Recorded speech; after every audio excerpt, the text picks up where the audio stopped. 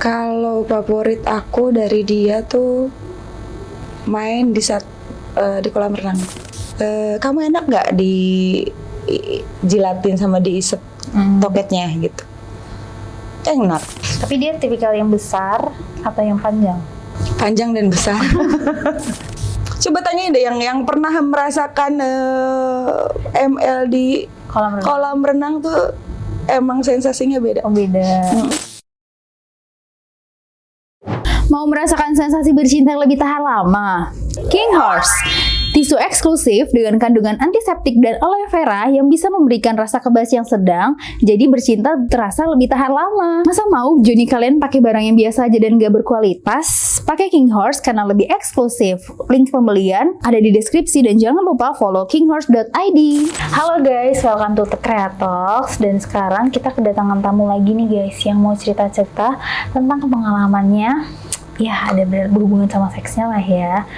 Selamat datang Kak Talita. Terima kasih. Kak Talita dari mana nih asalnya? Saya asalnya kalau tinggal di Cibubur, tapi asal di Bekasi sih. Oh, aslinya Bekasi. Iya, aslinya Bekasi. Pindah ke Cibubur. Pindah ke Cibubur. Karena kerja. Karena kerja. Jadi dari ceritanya Kak Talita itu, Kak Talita itu tadinya seorang wanita karir nih. Wanita karir yang fokus banget dalam pekerjaannya. Dan orang tuh pasti ada alasannya ya kenapa dia tuh jadi wanita karir.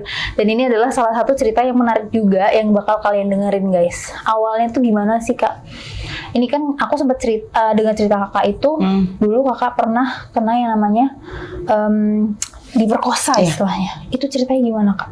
Waktu itu awalnya memang saya kan tinggal di Bekasi, terus kuliah.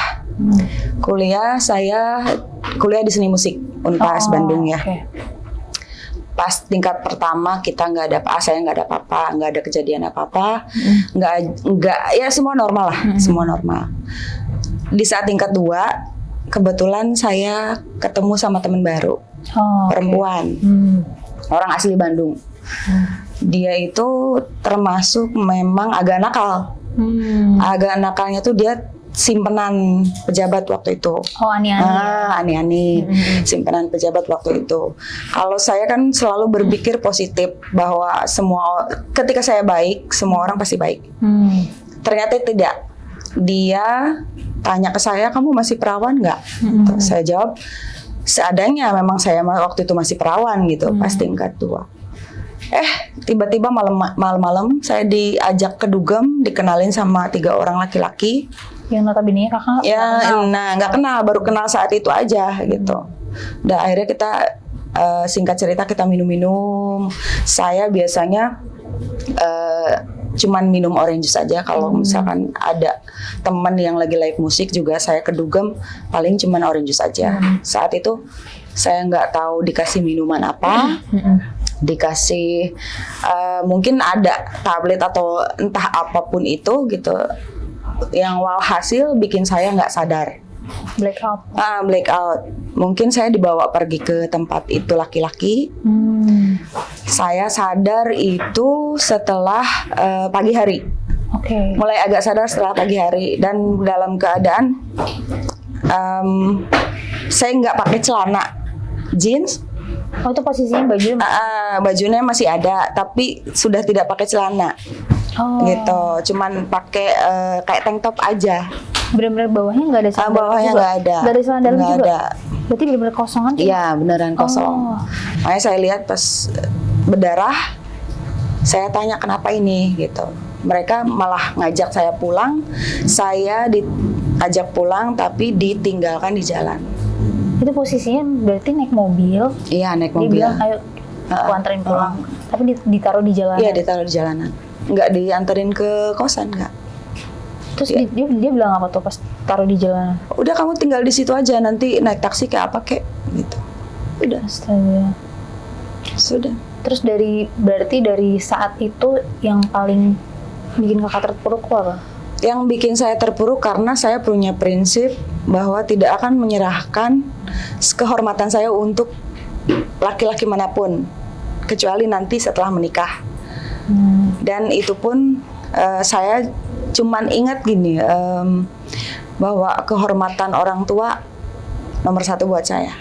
Setelah kejadian itu, saya otomatis berasa menjadi kayak apa sih, perempuan sampah yang udah nggak punya masa depan.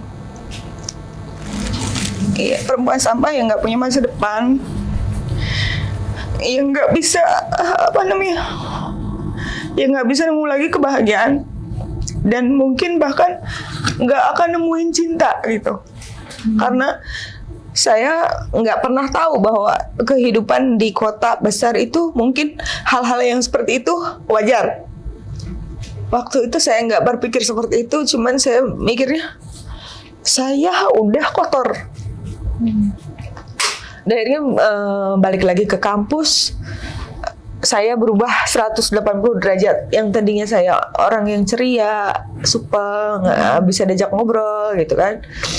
Akhirnya saya diam terus di pojokan. Dengan yang tadinya nggak ngerokok, saya ngerokok.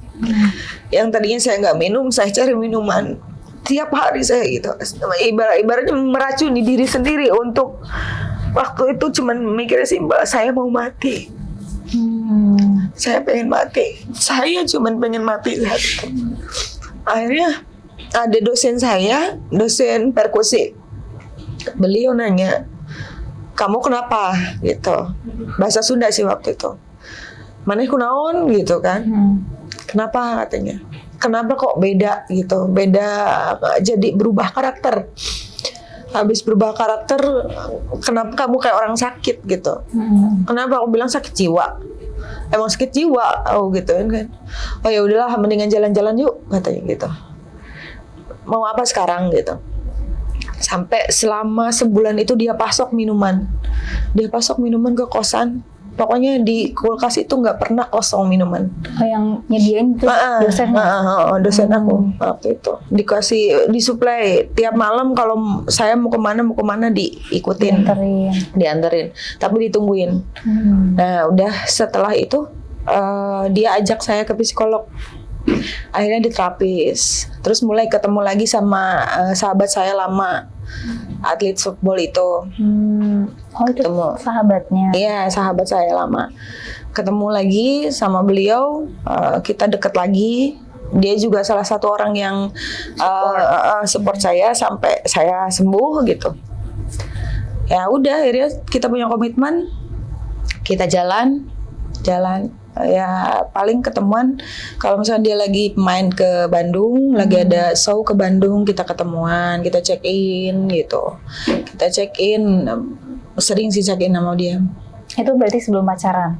Atau sudah komitmen. Kita sudah komitmen. Berarti itu sembuhnya selama berapa lama tuh setelah? Masih pas saat dekat sama dia juga masih belum sembuh.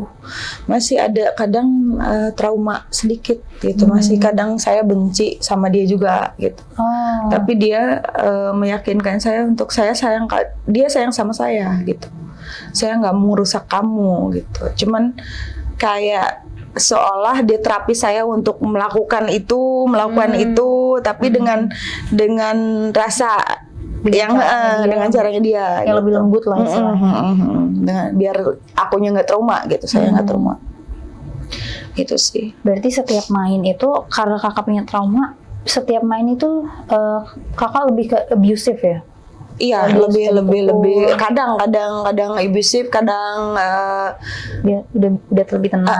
Udah lebih tenang, lembut gitu. Cuman kadang ya agak liar juga. jadi jatuhnya kayak saya melampiaskan kekesalan sama dia dengan cara seks gitu.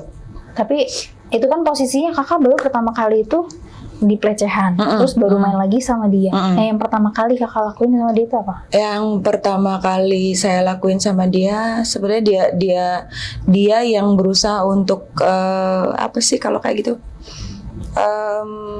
Dengan cara halus, foreplay dengan cara halus, dengan dirayu-rayu, dengan ayo coba lagi biar kamu nggak trauma gitu. Akhirnya coba. Ya biasalah, mulai dari kissing, mulai dari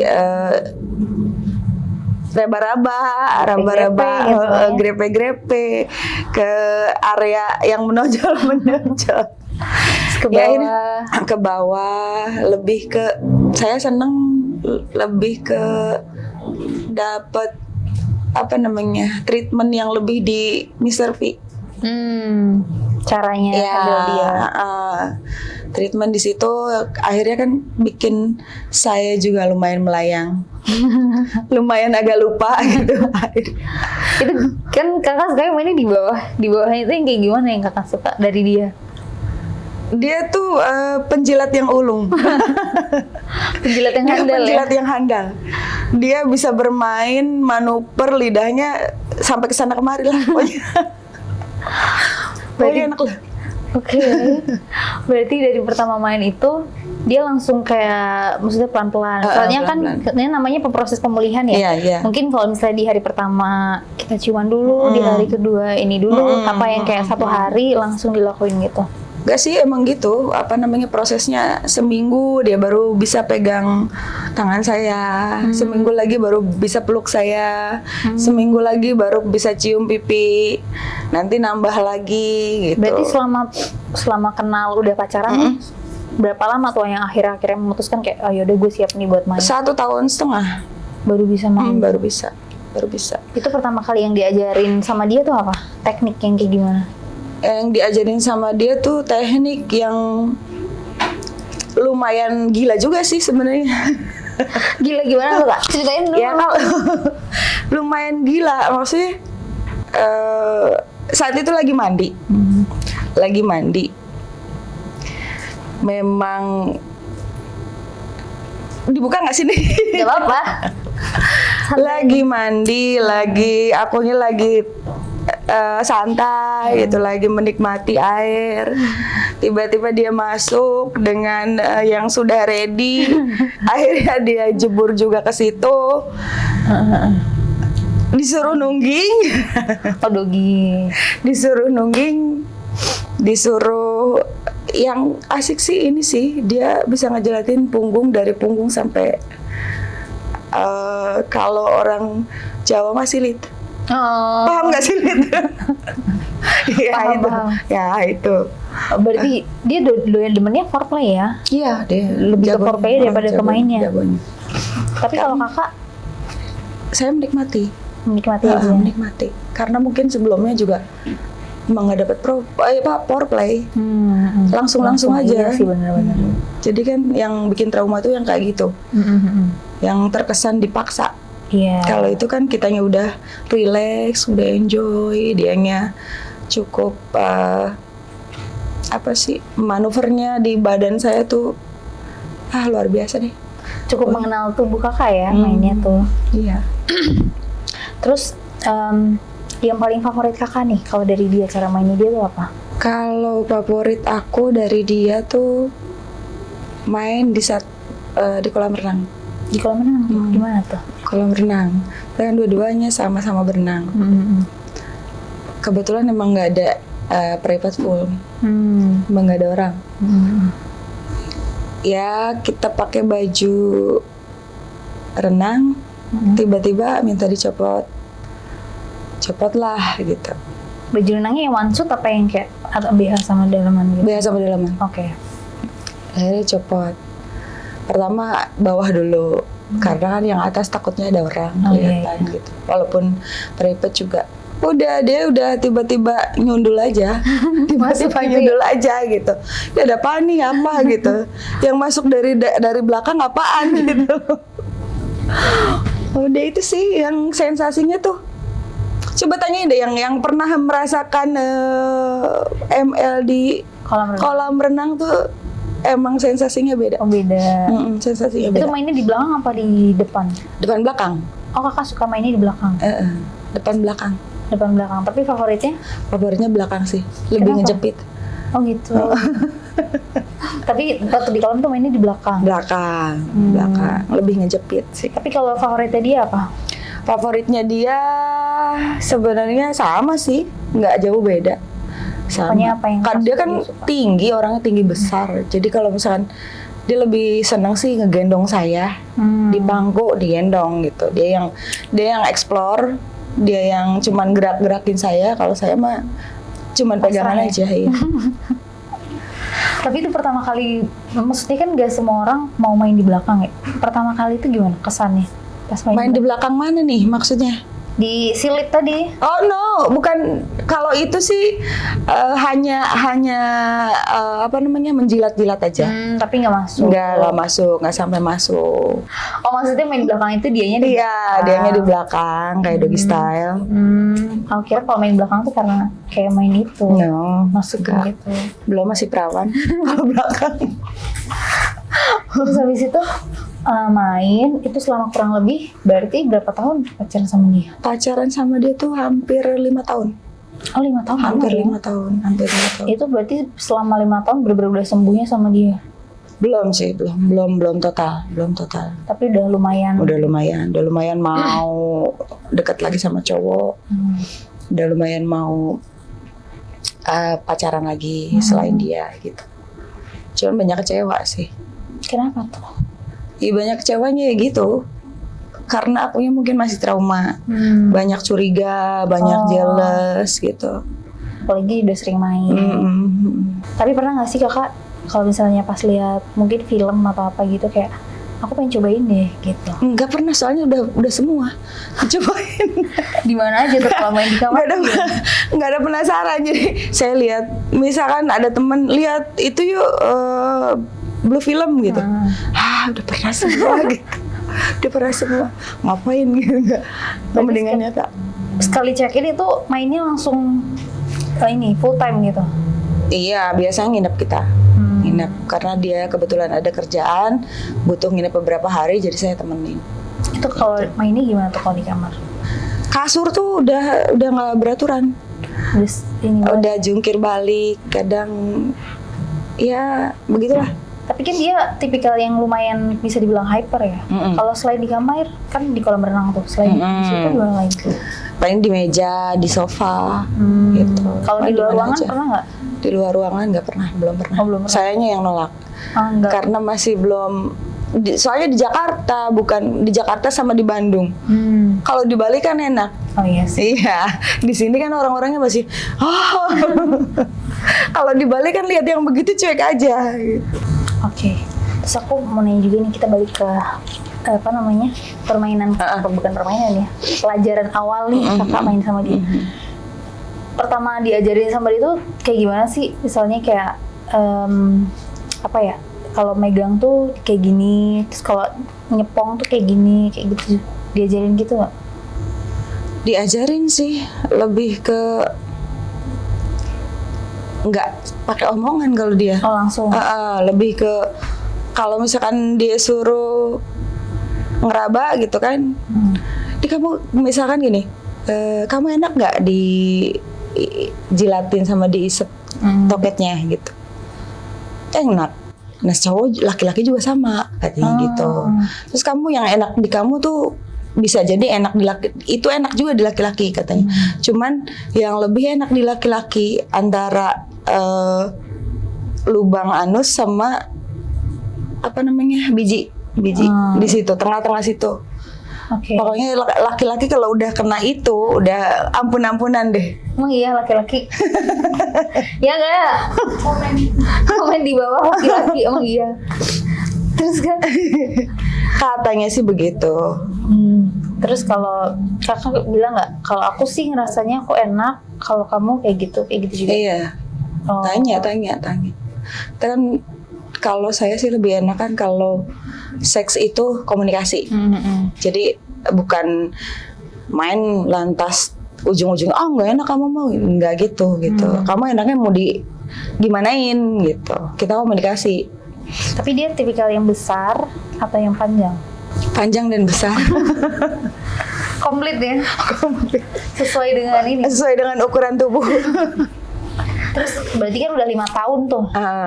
Nah setelah itu, setelah kan istilahnya kakak abis nggak enak, dapat enak, terus putus, dapat nggak enak lagi nggak? Dapat. Apa tuh? Dapat. Sama mantan suami kemarin. Kan sebelum nikah sama yang ini, saya nikah siri sama suami orang. Nikah siri sama suami orang. Dan di situ memang saya mau dimanfaatin untuk capek kerja untuk istri pertama dan anak-anaknya. Oh, jadi saya yang istrinya juga tahu? Enggak, istrinya nggak tahu. Cuman saya dituntut untuk kerja keras buat ngebahagiain istri sama anak-anaknya. Kok kakak mau? Ya mungkin ada sesuatu yang bikin saya mau gitu. Kalau di kampung kan masih banyak magic. Nah, pernah dengar magic kayak pelet gitu, kayak gitu-gitu bisa jadi. Bisa jadi nikahlah sama dia. Pas malam pertama saya ditinggal ke luar kota, ke Semarang. Malam kedua dia belum pulang juga. Malam ketiga pas dia mau balik lagi ke istri tuanya, mampir dulu ke saya. Rupanya di situ pantesan dia ngulur-ngulur gitu. Ngulur-ngulur buat malam pertama. Ngulur-ngulur buat malam pertama. Tiba-tiba pas malam-malam, otomatis sama suami ya, peluk dong ya, cium dong ya, kangen gitu kan. Jangan sekarang deh. Kenapa jangan sekarang gitu kan? Ada apa gitu? Ntar kamu nyesal katanya gitu. Nyeselnya kenapa? Enggak, udah punya saya kecil. Emang sekecil apa gitu kan? Masih berpikir positif. Ya, masih berpikir positif gitu. Paling kecil-kecilnya inilah biasa standar gitu, standar Indonesia lah ya. Tiba-tiba pas saya buka, kok sekelingking. Bener-bener kecil. Kata dia kerasa nggak gitu? Kerasa cuma. Jadi apa sih kalau kayak gitu? Kita tuh pura-pura menikmati gitu. Padahal nggak kerasa gitu. Wajar gitu kan suami. Itu bisa nggak sih di lollipop gitu? Jadi kayak apa ya? Bisa di lollipop, bisa. Cuman kitanya kayak nggak ngerasain apa-apa, kayak makan permen. Apa sih? Kayak permen kaki ya? Permen kaki, nah ya itu. Kalau lollipop mah agak gede. Kalau kaki kan tipis kecil. Ini udah nyampe apa belum gitu? Udah masuk apa belum? Gitu ya? Iya ya, tadi yang gede gitu. Tiba-tiba dapet yang, aduh, dia masuk belum sih? Kami bengong gitu. Kenapa kerasa nggak? Oh kerasa. Oh berarti udah masuk gitu itu aja. Berarti sekecil apa itu Kak? Kecil banget. Kecil. Udah pendek kecil lagi. Sekel nggak? Kecil banget. Sekelingking. Sumpah. Enggak, dia umur berapa? Dia umur 48 tahun. Masa anak kecil? Masa aku nikah sama anak kecil? Itu dia belum disunat kali ya? Oh, dia udah disunat. Oh, udah disunat. Kayaknya dia tidak berkembang. Badannya doang berkembang. Badannya doang berkembang, gede, gendut gitu. Tapi sering nggak main sama dia? Enggak, cuma 2 kali. Cerai akhirnya. Caranya saya minta cerai. Dia ketahuan ada perempuan baru lagi. Iya, di cerai pun nggak ketemu. Tapi setelah main itu kakak ngerasa ilfil gak sih? Maksudnya kayak, ih anjir segini doang. Iya, segini doang. Kayaknya kalau diajakin lagi mikir dulu gitu. Kayaknya enggak sih. Tapi untung sebentar. Iya untung sih. sebentar, rumah tangganya sebentar. Kalau nggak sebentar mah aduh, kayaknya nggak tahan. Waduh kecil gitu kan. Takutnya nggak bisa nahan selingkuh kalau yang begitu. Iya sih benar. Terus itu berarti berapa lama nikahnya? Sebulan, hampir sebulan. Oh sebulan. Sebulan dong. Sebulan. Main selama sebulan itu main 2 kali. 2 kali. Itu Karena pun jarang. pura-pura ya? Karena ya itu dia. Nggak kerasa masuknya, nggak kerasa keluarnya, nggak kerasa. Udah belum. Terus cuma sebulan. Bernikmat. Terus nikah. Apa yang memutuskan kakak untuk menikah? Waktu itu cuman enggak sih, terjadi begitu saja nikah sama yang sekarang. Terjadi begitu saja. Jadi kan saya mau ke Jakarta. Aku bilang saya mau balik lagi karir nih ke Jakarta. Cuman masih bingung gitu. Masih bingung tinggal di mana. Terus kata suami gini, udah tinggal tempat saya aja. Enak aja lo gitu kan. Lo enak laki-laki. Gue nanti diobok-obok, nggak mau. Aku bilang kalau nikah sih nggak apa-apa, nggak masalah. Akhirnya udah nikah aja, nikah. Dia juga udah tahu kisah aku dari awal sampai ketemu dia tuh udah tahu. Saya ceritain semuanya. Cuman kadang kan kalau ini suka malu ya. suka nggak yang vulgar banget ceritanya gitu. Dia tahu semua kok. Oke guys, sekian ceritanya dari Kak Talita. Nah buat kalian nih, apalagi yang baru banget ke kota apa sih bahasa Indonesianya? Kota metropolitan. Kota Enggak, besar. apa mengembara bahasa Indonesianya? Merantau. Tahu, astagfirullah, kenapa sih di otak gue mengembara mulu? Kayaknya pengen membara. Dari cerita Kak Talita ini adalah kalian tuh jangan gampang percaya sama teman kalian, apalagi kalian baru kenal guys, karena akibatnya tuh fatal banget. Salah satunya Kak Talita yang bisa sampai depresinya itu bertahun-tahun guys. Dan makasih banget buat Kak Talita yang Sama-sama, sudah datang sayang. dan bercerita ke sini. Sama-sama. Semoga kalian suka sama ceritanya ya guys. Dan jangan lupa like, comment, dan subscribe juga. Jangan lupa follow juga di Instagram kita di Creatox. Terima kasih guys.